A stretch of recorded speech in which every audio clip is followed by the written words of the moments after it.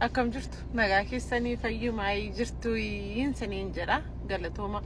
keep sharing yaa wal barsiisaa jirra akkasuma warra gufuu ta'anii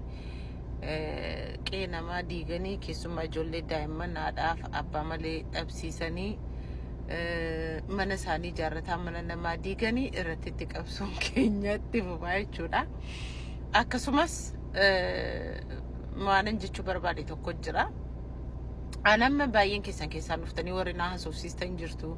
buusii viidiyoo kana as gachii achi gasiinaan jettu ilaali. Namni tokko gaafa riqee waa godhu miidhaallee qaba bu'aa gaariillee qaba jechuudha. Waan ati geeni gootu qabda waan illoos gootu qabda jechuudha. Gatii kanaafi intalli sagaxeen kuni jireenya ishee guutuu gaa'ela nama diigaa baatee hin beekti waan hojjechaa turte kanaan dura. Ani ndaa'um viidiyoo ta jiru suuraa ta jiru teeksi maseejii amma seen gaddaa sagalee tofaa waliin barreessa waliin maal jedhani amma namni baay'een teeknooloojiin beekutti fakkaate dhageesse yookiin immoo ati biyyaa gatii dhuftee fi haaraa gatii taatee fi akkaataatti sagalee namaa waraabanii akkaataa maalitti godhanii bilbila sanatti hiituu minaamini maal kan namni waan beekutti hin fakkaatu by the way waan namatti tolu jechuudha. Dubartoonni amma new generationiin sirriitti waan hojjetanii hin beeku jechuudha. Dhageessanii anamma kan na gubaa jiru tokko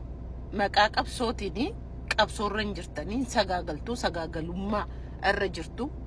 Karaa argattaniin walirratti sagaagaluuf deemaa jirtu maqaa qabsaa'otaallee maqaa qabsoollee barleessaa jirtu jechuudha. Kuffisii fi caccabsaa fi dakomeessaa fi dakorokeessaan maxxee ammee Oromoon maal keessa akka ba'e bu'aa meeqa keessa bu'ee akkas geellee hin beektanii jechuudha. Tokko kana kan na aarsu. Lammata immoo amantii da'oo godhatanii jechuudha. Mana amantii mana Yesus Kristos mana dhugaa mana hafuura qulqulluu mana namni itti waaqayyo wajjin dhugaan waaqayyo itti dagaagu dhugaan biyya lafaa kanatti dagaagu dhugaan jireenyaatti dagaagu dhugaan kakuun waaqayyo waadaa nu galeetti dagaagu namni akka churchii kana keessaa ba'ee waaqatti namanne warra godhaa jirtanti baay'eetu jira jechuudha. Ageessanii sobdanii Yesuusii waamtu sobdanii churchii deemtu sobdanii faarfataa maalichirra kaawwattu sobdanii waan meeqa of gootanii sobdanii dammaaf sukkaara diddibattaniitu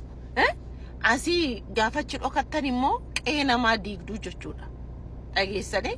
amma warri baay'een teeksiin kuni 2004 dha 2000 maalidha 2000 baay'ee wayya akka baay'ee keessa jira akkamittiin gaddisinii baasan. Anuunan qaane anuunan salfadhe iddoo koddoon tala sanaa jechuudha nan salfadhe. Dhageessanii gadi hin baasne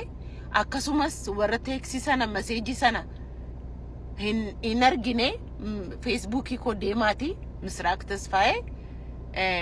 deemaati sarratti ilaalaa peejii miti sa peejiis Misraaq Tasfaayeetiin hin qaba feesbuukii normaaliitu jira iddoo adda addaatti sheer godheen jira jechuudha. Keessumaati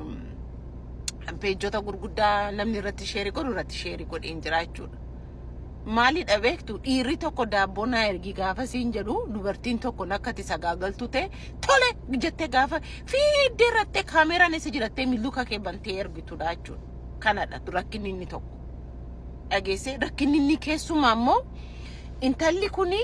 gaafa biyyaa dhuftee jettu ulfooftee biyya ormaa keessatti haadhan qabdu adaadaan qabdu maatiin qabdu Oromoon hin jiru itu Oromoon jiru Oromoo wal barsiisuu dhiise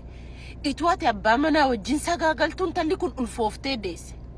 itu dhugumaati nama waaqayyoo taate dhuguma intala Oromootu taate intalli kun gaafa ulfooftu raxxeellee gargaarta turte biddeen toshitee waxii gargaarte miila ishee sukkumtee dudda ishee qabdeefi jechuudha. Dhageesse gaafa isheen deessummaatti teessee isaaf luka banta abbaa manaaf luka banta dhaxxeen tala mucaa dhiquu maal taate jettee ishee gargaaruu marqaa marquu fi mooqa mooquudharraa irratti jechuudha. Itoo ati deessuu deessee lafa keessa jechuudha. Kanan dhuma hin goone ati bukoo kee immoo ilaali bukoon kee immoo isa mana hidhaa keessaatti kaasee isa maali mana hidhaa hin yaadattu amma dhiyeenya kana gaafa hidhamtan yoom hidhamte yeroo sana yaadattam tokko lamaan harka jira bari. Never yan eenyu kan ta'e anamma yutaanani luba isiniin sin barsiise gaa'ela gorachuudhaaf ati damee fiqaadu ati daraartu qalbeessa ati fokkistuu najjoo jettee deemtu tortortitti hin qaanoftu atamma yeroo ammaa kana raxxee nisaa galuu sirra ture yeroo ammaa kana malee Facebook irra gandarraa ganda manarraa manar deemuu sirra ture jechuudha amma sila mana waytan si argee bar bilook na godhi malee sin argaa bari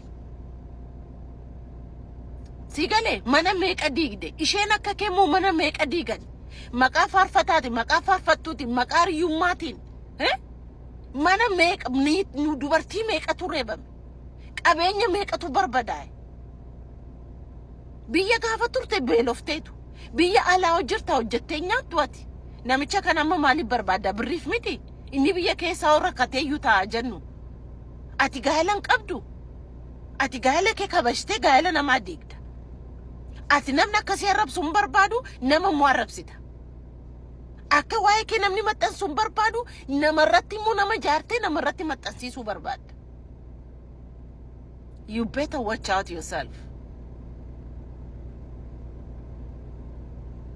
amanta ko waan sodaadhu qabu jalami way qoshashaatu nama taate deemi ilaali micattiin waan isheen fakkaatu 2017 ekera way ekera nama gidduu deemtaa diriyoota kee gidduu deemtaati ammayyuu TikTok irra teessa ammayyuu annamicha siniin gaa'elummaa sin barsiiseet mache mituun baratiin mucaan sun baay'ee jabaadha faarfataa qofaa miti waa nama waaqayyotti mana waaqayyotti jabaadha eessa akkasii argate eenyu fide akkatti si fannise maxxannee hin beekon eenyu akka ta'e ituu ta'eetiin tala kana gadi baatee dhiifama gaafachuu qabda abbaa manaa kellee gadi baatee dhiifama gaafachuu qabda ummata oromoo dhiifama gaafachuu qabda dubartoota oromoo dhiifama gaafachuu qabda jechuudha ati ijoollee lama haadha malee abbaa malee hambiste bar ijoollee lama jechuudha sagatee maseena way atofii keeti heerumtee dhuftee miti maan ulfoofne maa hin dhaltu airport ti gaafa reqeessi fuudhee dhuftee isaa wajjin tumamaa bultee jechuudha qoricha kee fudhadhu siin jedhi isa bagadi si baasu qoricha kee irraanfatina daraa kee yeroo inni siin jedhu jechuudha innoo akkasi caaluu beekta gaafa damee raxxee fuudhuudhaaf biyyaa ba'aa turte gaafa si geesse na caalaa gaafa siin jedhu si caalannati jette maal gochuu mucaasa kana raxxee fuuteeti maa raxxee fuute akka inni kunoo si caaluu akkasi sana caaluu beekta duuriyyee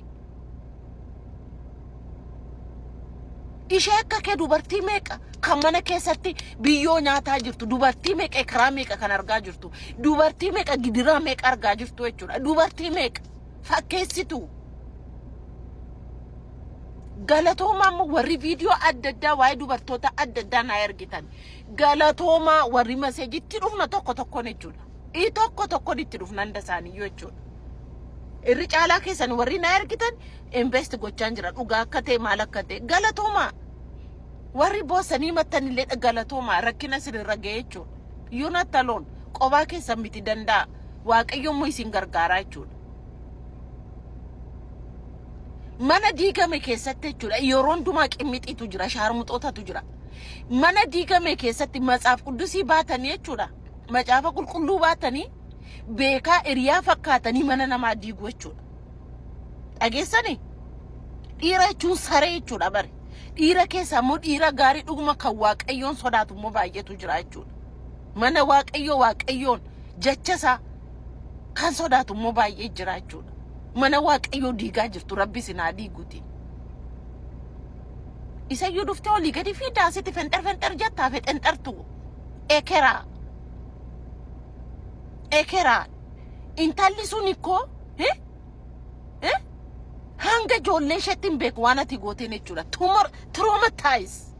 namicha maraataa sanaa jechuudha an kan namichaatti hin deebi'ee dhufaan isaan itti deebi'een dhufa harrichi wadalichatti deebi'een dhufaan kan isaa siinidha amma sii waslaata jazbaa haadha keetidha